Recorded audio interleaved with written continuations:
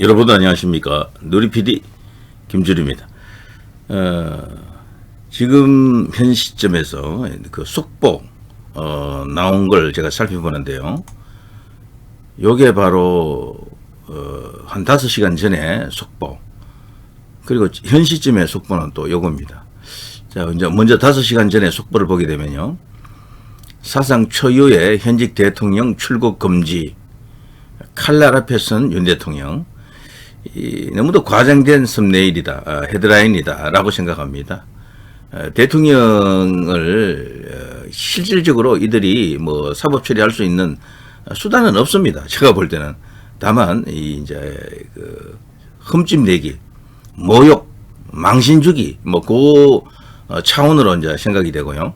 정말로 박근혜 대통령 때처럼 그렇게 한다라는 것은 거의 기대 난망이다, 어렵다라고 이제 보여지는데, 어쨌거나 뉴스를 보게 되면요, 엄청난 궁지에 몰린 것처럼 그렇게 보일 수도 있습니다.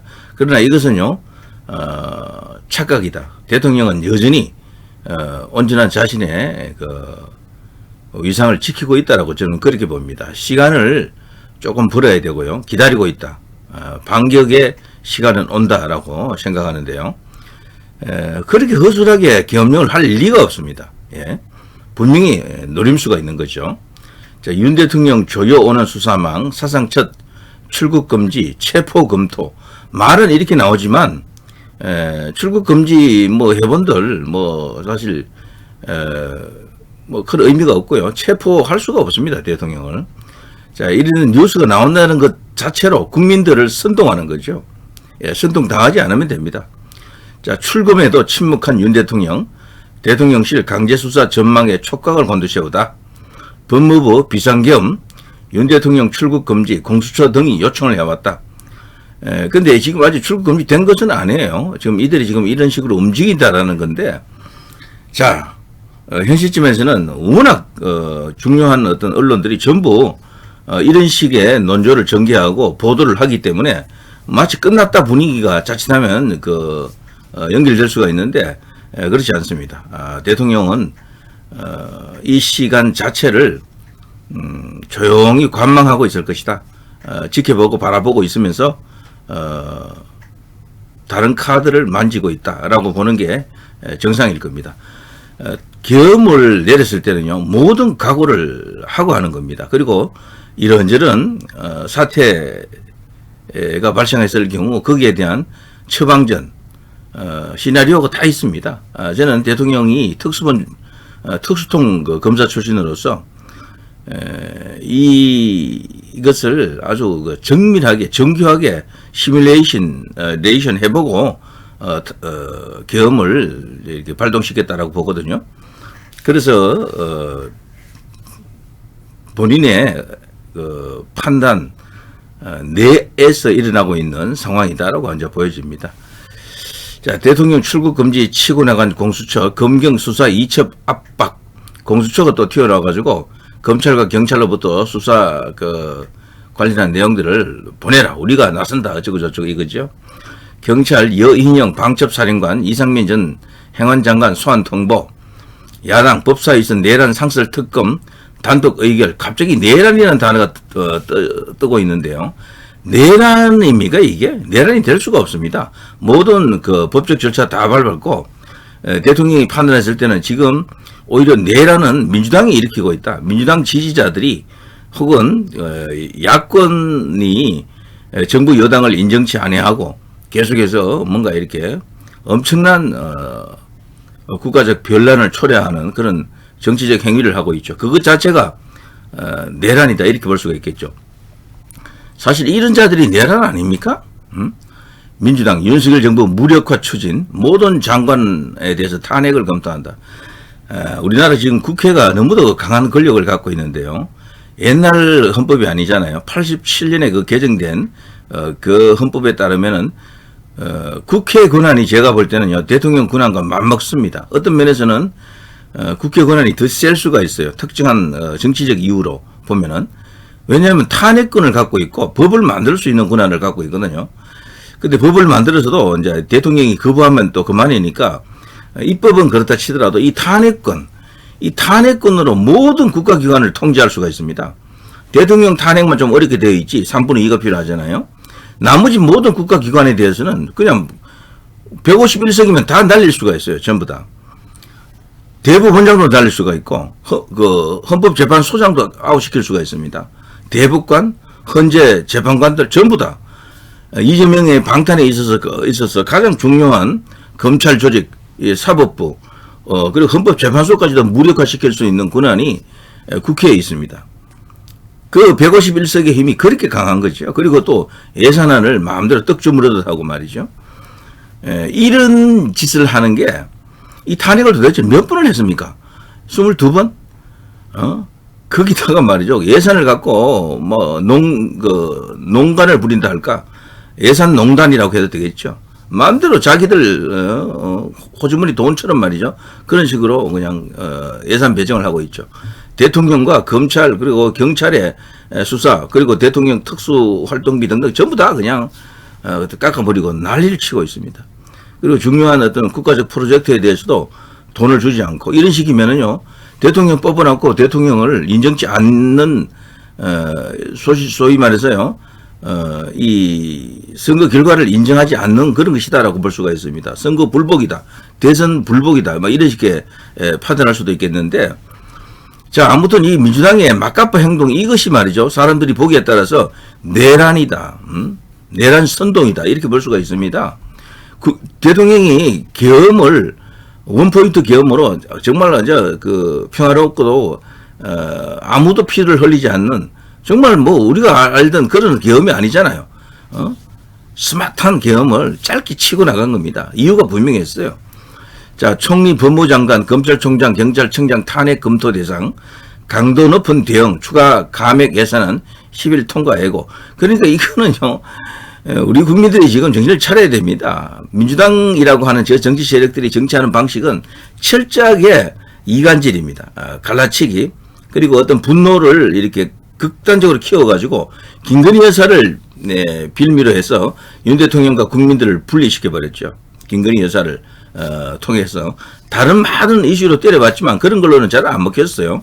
이태원 등등 해서 많은 이슈가 있었지만 의대 정원도 일부 영향을 줬지만 그거보다는 결국 김건희 여사 건으로 국민들과 윤 대통령과의 이 거리를 조금 벌렸다라고 생각이 됩니다. 지지율도 많이 떨어뜨렸고요.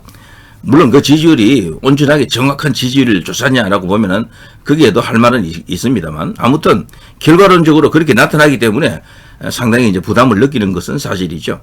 자, 그래서 말이죠. 결국에는 뭐 돌아 지금 이렇게까지 온 것이죠. 자, 그런데 이런 것들이 어떻게 보면요. 내란의 한 증거들일 수가 있습니다. 김건희 특검법 도대체 몇 번째입니까? 몇 번 해보고 안 되면 그만둬야 되는 것 아닙니까? 계속해서 같은 법안을 갖고 수정해가지고 올라오는 거죠. 더 강화해서 올라오는 겁니다. 내란 특검법까지 또 발의한대요. 저들은요, 탄핵당, 특검당, 방탄당입니다. 이재명 방탄당.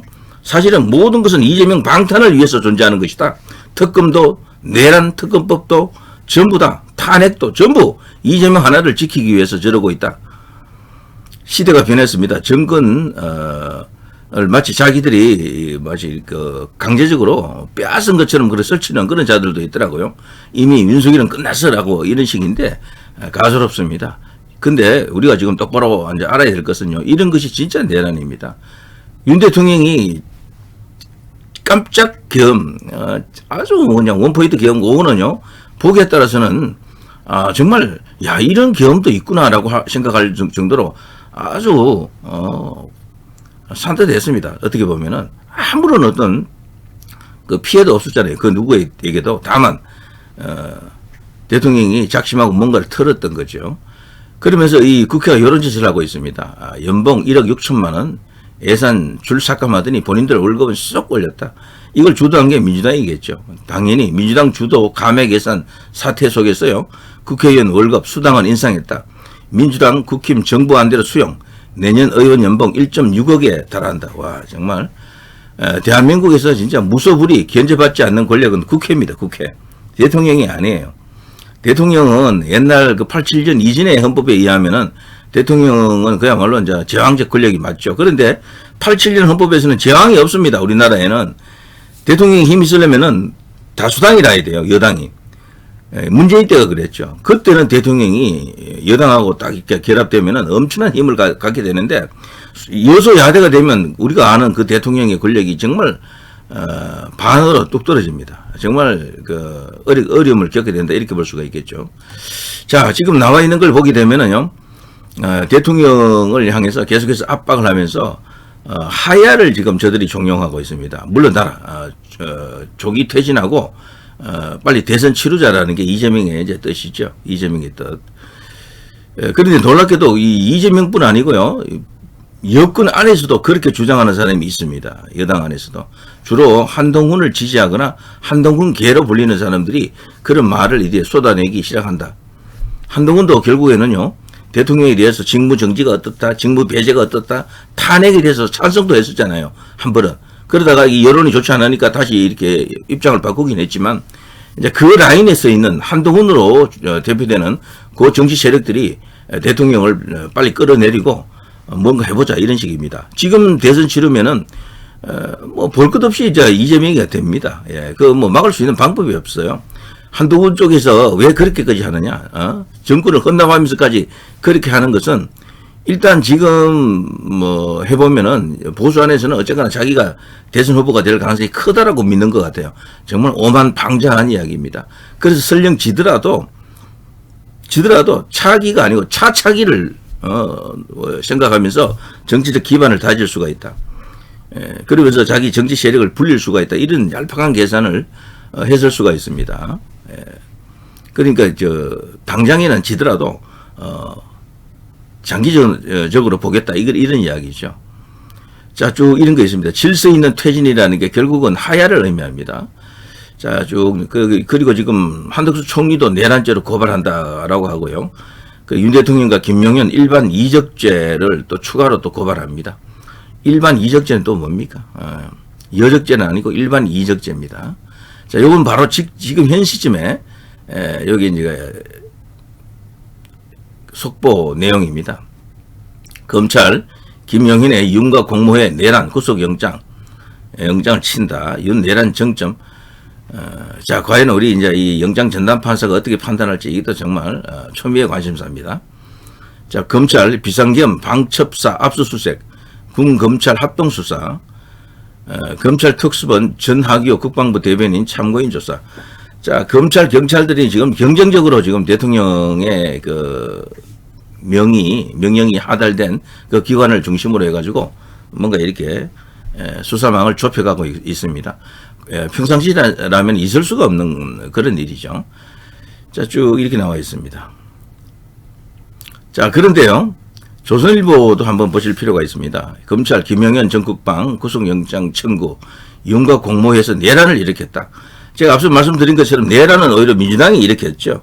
자, 그것을 우리 국민들에게 정확히 알리는 시간이 좀 필요하고 그런 노력들이 필요하겠습니다. 이런 언론들이 그걸 해줘야 되는데 지금 현재 조정동 같은 이런 곳은 대통령을 내란으로 보는 듯한 그런 어떤 시각이죠. 야권 그리고 좌파 성향은 뭐 대통령을 내란으로 지금 몰아가고 있고요. 자, 이것을 우리가 방어를 해야 됩니다. 지금. 그리고 탄핵 언제까지 막을 수 있겠나? 여당이 의총 5시간 경론을 내렸습니다만 감론 얼박이 있었지만 대통령을 지키자가 압도적 다수였다라고 이제 생각이 됩니다. 그리고 극소수는 그 중에서도 대통령을 우리가 방어할 수 없다. 어차피 내려놓자. 이런 어떤 편윤적인 그런 주장도 일부 있었다라고 이제 볼 수가 있겠죠. 자, 이런 게 지금 현재 우리나라에서 일어나고 있는 일입니다. 그런데 이들이 하나 간과하고 있는 게요.